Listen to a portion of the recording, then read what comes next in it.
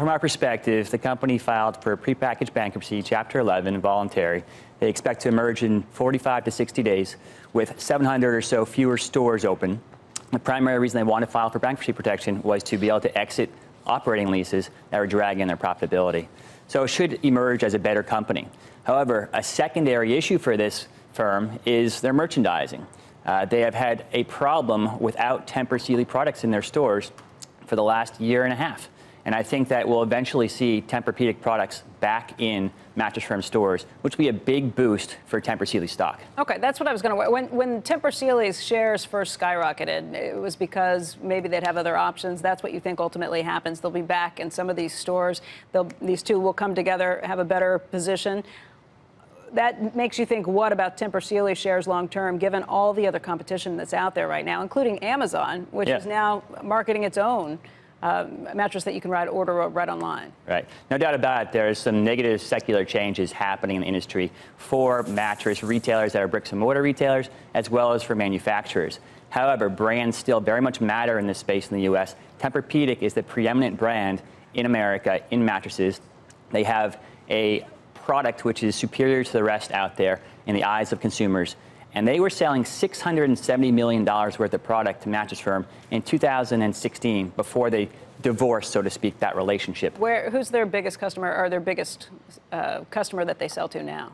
Their biggest customers right now are other regional chains, as well as... Like a Sleepy's or a... well, Sleepy's was acquired by MattressFirm, but other regional chains out there, as well as the department stores and furniture chains. So getting back into MattressFirm stores, even if they're 700 fewer than they are at right now, could provide a huge boost to sales and potentially over $100 million of EBITDA accretion. Right. There's a couple of idiosyncratic issues with this company. Its parent company in Africa with the accounting scandal and blah, blah, blah, blah, blah. But a lot of companies survive because money was so cheap for so long. To what degree, even with all these issues, does the rising interest rate picture hurt this company, its inability to roll over debt, and how many more do you think are going to be affected because it's just not as easy to access capital? Right. Well, I think they're going to be in a much better position when they exit bankruptcy without these burdening operating leases.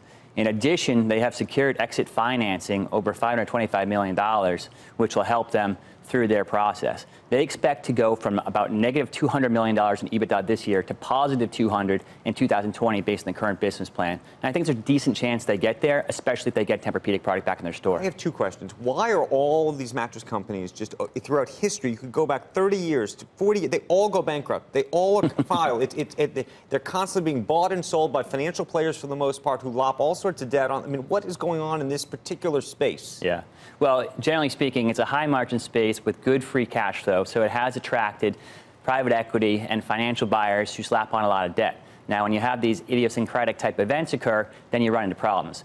Couple that with the secular pressures that we talked about with online players taking up to 50% share from next to nothing a few years ago, and there are more challenges. So that's my final question, which is, long term, do you actually think people are going to show up in any of these stores? Is there always going to be a need for these kind of places, or is it going to be there'll be one showcase, that's it, because ultimately everybody's just going to buy the stuff online and that's the end of it? I think there still is a need and will be a need for mattress stores. We've surveyed consumers, and about 40% of them have an interest in shopping online, but there's a 60% of the population that still wants to feel, try, touch, lie down on a mattress. But how many do you, I mean, in New York City, there's a mattress firm like there's a Starbucks. Oh, yeah. I mean, you can go on every corner. That you can take a nap if you want. Yeah, no doubt about it. That was one of the company's problems. They overstored areas. And that's why they're in bankruptcy right now, closing 700 plus stores. Right. That's a key reason. So we don't need nearly as many stores as we have out there, but there's still a need for a mattress store for most of the population.